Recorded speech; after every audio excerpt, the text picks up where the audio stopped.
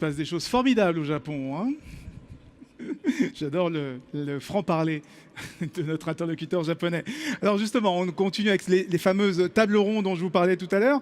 On a parlé des gains humains dans la première table ronde. Et dans celle-ci, on va s'intéresser justement aux bénéfices pour l'entreprise, une chance pour l'entreprise. Et vous allez voir, les bénéfices pour l'entreprise vont souvent très au-delà de la simple productivité. Alors pour vous le démontrer, mes camarades de jeu sur cette table ronde s'appellent Hélène Napoli. Bonjour Hélène. Bonjour. Vous gérez le RPA au Crédit Agricole Assurance. Vous êtes aussi parmi les pionniers sur cette technologie en France. Et vous êtes également une sportive de haut niveau parce qu'on l'a vu quand vous êtes arrivée. Hein, elle a fait une chute de 200 mètres au ski, Hélène Napoli, la pauvre. Double rupture des ligaments croisés. Sportive de haut niveau, Hélène Napoli. Mais on ne parlera pas de ski avec vous. On verra comme quelques bénéfices cachés du RPA. C'est ça ? C'est ça. À ma droite, il y a Thierry Hamelin. Vous êtes notre consultant, vous êtes directeur des études chez IDC. Et vous mettez la dernière touche à un livre blanc, justement réalisé avec UiPath, sur justement les bénéfices de cette technologie, du RPA pour les entreprises. Et je pense que vous serez mis au courant et mis dans la boucle quand cette étude sera finalisée dans les prochaines semaines. Et nous avons également dans cette table ronde Willy Demange. Vous êtes directeur des opérations et de l'innovation chez Citinov. Citinov, c'est la foncière qui gère tout le patrimoine immobilier du groupe Galeries Lafayette. Et vous nous parlerez notamment justement de toute cette agilité que peut apporter le RPA, notamment face à des concurrents dans le retail, comme on dit, hein, qui sont devenus de plus en plus agressifs. Amazon, si tu nous écoutes, on parle de toi. Donc, on a parlé tout à l'heure des bénéfices pour l'humain, pour le collaborateur, pour vous et nous au sein de l'entreprise. Là, on va remonter d'un niveau et voir quels bénéfices peuvent être apportés à l'entreprise. Et on va commencer par quelque chose tout bête, hein. On va commencer avec vous. Quels bénéfices peuvent apporter cette technologie, notamment en termes de ROI, tout simplement ? Écoutez, moi, je vais justement m'appuyer sur les résultats du livre blanc en exclusivité, hein, que vous aurez bientôt. Donc, il repose sur l'étude de 160 entreprises que nous avons interrogées très récemment, donc à la fois des directions métiers et des directions IT. Et écoutez, je vais vous citer 3 métriques qui remontent de cette enquête. La première, c'est une métrique sur un grand organisme public, donc qui, à travers l'utilisation d'une trentaine de processus robotisés, vise 200 ETP d'économie à l'année. Donc on voit que ça peut monter quand même très très loin. 200 ETP économisés à l'année. Voilà. Alors toujours avec cette notion qu'on a vue déjà précédemment, donc de dégager du temps plus tôt pour des tâches à plus forte valeur ajoutée, puisqu'on parle bien de processus d'automatisation assez itératifs et assez basiques. Autre élément également, un retour d'expérience d'un assureur qui utilise le RPA pour la recherche de bénéficiaires de contrats d'assurance vie.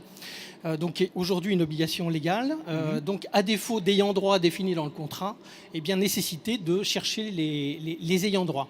Et cette compagnie d'assurance aujourd'hui a divisé par 3 les temps de recherche de ces ayants droit. Donc autre élément extrêmement concret. Donc des chiffres extrêmement forts, hein. 200 ETP divisé par 3 les temps, c'est assez important. Je vais demander justement à Hélène, vous êtes une pionnière, vous faites ça depuis très longtemps, en plus de vos activités au ski.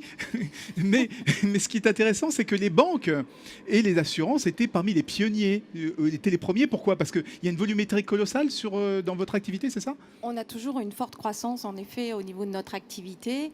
Et en effet, on utilise cette technologie-là pour nous aider à accompagner cette croissance. Oui, parce qu'il y a des gros volumes, j'imagine, et c'est pour ça que c'est là où on peut trouver des gains les plus rapides, peut-être, non ?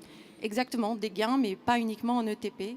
Non, évidemment. Et ça, on va en reparler. Ça, je sais que vous insistez là-dessus. On va en reparler. Willy Demange, vous êtes un petit nouveau sur la technologie, hein, vous n'avez pas... C'est gentil de me présenter comme ça. Mais justement, sur cet aspect productivité, gain rapide, ROI rapide, c'est quelque chose qui vous a tout de suite plu. Ça nous a tout de suite plu et c'est effectivement dans l'RPA la notion de process qui nous a semblé vraiment essentielle à travailler parce qu'on est encore un peu dans l'artisanat au niveau de nos métiers de commerçants. Et toute cette notion de simplification des schémas et contrôle dont on a un peu perdu l'usage a été vraiment essentielle dans la manière dont UiPath le développe. Oui, parce qu'on disait tout à l'heure que dans la banque assurance, il y a énormément de volumétrie, énormément de process, donc ça s'y prête, mais dans l'immobilier, il y a également énormément de process. il y a tout ce qui est ne serait-ce que contrôle de charge au niveau des charges locatives. Tout ça, c'est des choses très rébarbatives, des AG, ainsi de suite. On est tous confrontés à ce type de processus. Et pouvoir l'automatiser pour éviter de refacturer sur des clés de répartition qui ne soient pas les bonnes, après c'est contesté en AG, ainsi de suite. Ça, c'est vraiment complètement délégable et automatisable sur le principe d'un robot. Oui, et puis donc un ROI fort, hein, les contrats qui sont justement quand on préparait, vous m'avez expliqué que parfois on a tous dans les entreprises des tas de petits contrats où on pourrait gagner 5 euros par-ci, 5 euros par-là, mais il faut fouiller dans des masses de données. On ne le fait pas parce que c'est trop lourd pour 5 euros. C'est devenu complètement trop lourd du fait de l'optimisation des charges. On en a parlé au niveau des ETP. Et évidemment, pouvoir identifier avec un robot les zones de friction. Et justement, le robot le fait en latent et nous amène l'alerte au cas par cas. Ça permet de consacrer le comptable en charge du dossier de manière beaucoup plus ciblée. Évidemment. Alors l'autre sujet qui est abordé, j'imagine, dans l'étude, dans ce livre blanc, vous expliquez que c'est aussi cette capacité à justement limiter les problèmes, à s'affranchir de l'intégration système. On n'a pas toute la lourdeur des projets d'intégration de systèmes classiques. Et donc du coup, le ROI est plus rapide. Voilà, absolument. Alors l'idée aujourd'hui, lorsqu'on parle de faire communiquer une application avec une autre de manière automatisée, ça passe par des projets d'intégration de système. Oui. Un projet d'intégration de système, en règle générale, pour ceux qui sont bercés dedans, c'est plutôt complexe. Développer des connecteurs, c'est pas particulièrement simple. Et même si, après, on peut parler du temps nécessaire à développer tel ou tel robot, est-ce que c'est en semaine, est-ce que c'est 8 semaines, en tout cas par rapport à des projets beaucoup plus lourds et complexes d'intégration de système, on voit bien les bénéfices du RPA. Et ce sont des bénéfices tangibles, puisqu'on va passer vraiment par le flux utilisateur, ce qui rend les choses encore plus visuelles. Lorsqu'on parle d'intégration de système, c'est vraiment back-office et globalement, c'est dans le souterrain. Oui, bien sûr. Et donc, on a quoi? Des volumes importants, des tâches répétitives, des endroits où on peut faire des gains extrêmement rapides et justement en s'affranchissant des projets IT un peu lourdingues, donc des bénéfices très rapides. Mais je vous vois, vous me regardez depuis tout à l'heure, Hélène, il n'y a pas que ça. Il n'y a pas que le ROI rapide et les ETP qu'on économise. Il y a bien plus que ça, notamment chez vous, Crédit Agricole Assurance. Alors, en effet, dans les premiers choix que nous avons faits de robots, on n'a pas seulement ciblé ceux qui avaient de forts gains en ETP, pas du tout. On a choisi des process qui portaient sur les métiers de la finance, de la conformité, de la sécurité financière. Et là, les gains ne sont pas très élevés en termes de TP par process. Par contre, on a vraiment des gains en termes de sécurisation, de fiabilité, d'auditabilité. Aujourd'hui, par exemple, à la conformité, ils avaient de plus en plus de demandes à traiter sur des contrôles à effectuer. Et du coup, ils devaient faire toutes ces tâches manuellement. Avec le robot, ils ont la possibilité maintenant de faire autre chose. Et le gain en ETP est autour de 1. Mais ce n'était pas notre choix c'était pas notre critère, principal de choix. Notamment aussi parce que j'imagine les gens à la conformité, ce ne sont pas des petits salaires, ce n'est pas forcément des gens qui sont embauchés au SMIC, c'est des gens qui sont des bacs plus et donc... et on préfère les utiliser pour autre chose que exactement. Du rébarbatif, etc. Et est-ce que c'est des réflexions? Alors vous venez de commencer avec une vision justement sur des gains assez rapides en ETP et en un ROI rapide, mais j'ai cru comprendre que tout de suite, vous regardez l'étape d'après. Alors oui, il y a les cas d'école sur lesquels on a commencé à travailler qui sont au niveau de tout ce qui est suivi de facturation, puisque comme on le sait tous, clients-fournisseurs, il y a toujours des erreurs dans les libellés. Évidemment, on a plus de temps dont on vient de parler à l'instant, et donc on va signer sans doute machinalement, et malheureusement, les 15 jours entre le moment où on a signé et le contrôle va être fait que ce n'est pas le bon fournisseur, c'est autant de perdu au niveau de la trésorerie du fournisseur, et ça crée des tensions au niveau de la relation clientèle. Nous, ce qui nous intéressait aussi dans la manière dont UiPath nous a présenté ça, et c'est pour répondre à ta question, c'est que on n'a pas forcément un flux aussi important que les tiens au niveau du contrôle comptable. Par contre, le robot, lui, à ce moment-là, il va s'ennuyer. Un peu l'exemple dont on parlait juste précédemment au niveau du Japon. Et ce robot qui va s'ennuyer, on peut lui donner de nouvelles fonctions qui vont être au niveau de l'immobilier sur les data rooms, les consolidations d'informations, les titres de propriété, tous ces sujets-là qui sont des archives papier qu'on n'a plus forcément sous la main, qu'on ne sait plus exactement où retrouver. Dès lors qu'on bascule sur des documents numériques, l'ordinateur va avoir cette faculté de nous les retrouver, nous les classer de manière intelligente ou intelligible pour la personne en charge du dossier. Thierry Hamelin, vous vouliez ajouter quelque chose?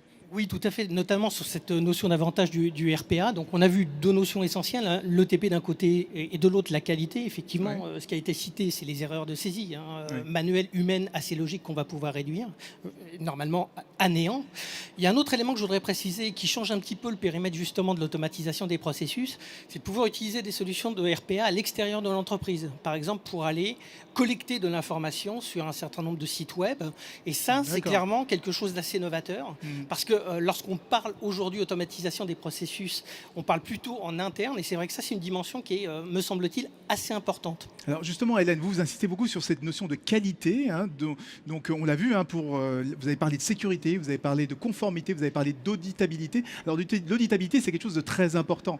Parce que justement, elle peut être garantie, j'ai cru comprendre, avec le RPA, alors qu'elle n'est pas forcément garantie avec des humains.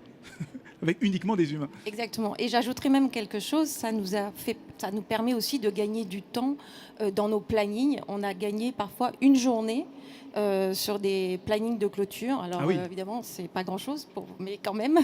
Sur un planning pour de ceux clôture, qui sont en clôture, ça leur évite de bénéfices pour travailler le l'entreprise. samedi et les comptables sont très contents. On parle de bénéfices pour l'entreprise, donc une journée, c'est important. Donc il y a tout ça, c'est pas uniquement des gains en ETP, c'est des gains de temps, c'est des gains de sécurisation. Les données sont bien traitées, elles sont toujours bien traitées et il n'y a pas de problème rencontré. Expliquez-nous la sécurité, en quoi c'est plus important? On a parlé des erreurs justement qui peuvent être évitées. Ça évite. Nous, chez vous, pourquoi la sécurité, pourquoi le RPA peut aussi aider en matière de sécurité? Par exemple, la conformité, les dossiers qui doivent être traités, on ne peut pas se permettre de se tromper de client quand on va chercher certaines informations sur leur contrat. Et on ne peut pas se permettre de rapporter certains contrats, de les rattacher à des mauvais clients. Oui. D'où l'importance d'avoir un robot qui, justement, lui, est assez... il n'est pas sous pression. Surtout quand c'est certaines informations qui sont demandées par des régulateurs ou autres. Oui, notamment la profession financière, comme d'autres professions. Il y a beaucoup de régulations, vous les accumulez au fur et à mesure des années. Vaut mieux pas vous avez un peu l'habitude. Alors justement, il y a une question qu'on se pose, et je vais peut-être vous la poser, Thierry Hamelin, c'est que quand on vous écoute comme ça paraît tellement naturel. On l'a vu même dans la première table ronde, que cette idée toutes les employés ont des tâches rébarbatives. Et c'est quand même plus simple de les déléguer à des robots que de les faire par des stagiaires, parce qu'il y a toujours le stagiaire à qui on veut faire le sale boulot. On est en train de dire pourquoi il n'y a pas autant d'entreprises qui s'y intéressent, qui le mettent en œuvre? Alors, la réponse est vraiment simple, c'est que le RPA, c'est une technologie, somme toute, assez récente. Et là, je vais citer deux résultats qui sont extraits de l'étude, justement. Lorsqu'on a posé la question de savoir aux directions IT informatiques, de savoir si elles avaient déjà entendu parler de RPA, on a eu 30% de réponses positives. Donc, 3 directions informatiques sur 10 a déjà entendu parler de RPA. 3 sur 10. Voilà. Et lorsqu'on pose la question aux directions métiers, le taux tombe à 17% de mémoire. Ah oui. Donc vous voyez que globalement, on est un peu face à une technologie relativement jeune, mais on voit qu'aujourd'hui, vu le nombre de personnes présentes et la dynamique qui est inhérente à ce marché, on est sur un potentiel de croissance extrêmement fort. Oui, alors justement, Willy, vous, justement, chez vous, il y a toujours cette idée qu'une fois qu'on a découvert ce qu'on était possible de faire, notamment parce que c'est très facile à mettre en œuvre, il n'y a pas besoin de faire des projets très longs, et on commence, on met le petit doigt et quelque part on est attiré et on fait des tas de trucs. C'est ce qui se passe chez vous. C'est exactement ce qui se passe chez nous, et avec la chance que CityInnov étant un peu le masqué derrière le groupe Galeries Lafayette, on a cette faculté de tester des sujets. Et on est un peu le terrain de jeu de plein de boîtes autour de ces sujets-là. Vous êtes la cellule d'innovation, il faut Exactement, le on est évidemment la cellule d'innovation autour de ces sujets-là. Et ça permet de tester, entre guillemets, en marque blanche, sans s'inquiéter d'une visibilité qui, sur des grands groupes, est parfois un peu plus difficile à aborder. Oui.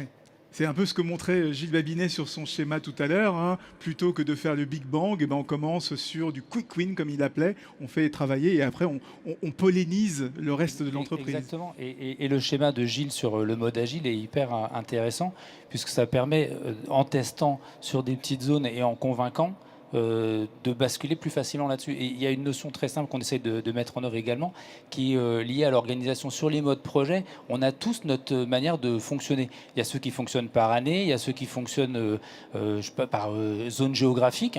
Et le robot, lui, peut faire cette interface instinctive qui fait que Hélène, elle préfère par année, moi je préfère par zone géographique. Le robot va nous mettre d'accord. Oui. Là où précédemment, c'était systématique, on allait se disputer en disant, comme d'hab, t'as rangé ça à un autre endroit que Ou ce que je c'était le voulais. DSI qui tranchait avec la même méthode pour tout le monde, même logiciel pour Exactement, tout le monde. qui ne nous correspondait pas forcément.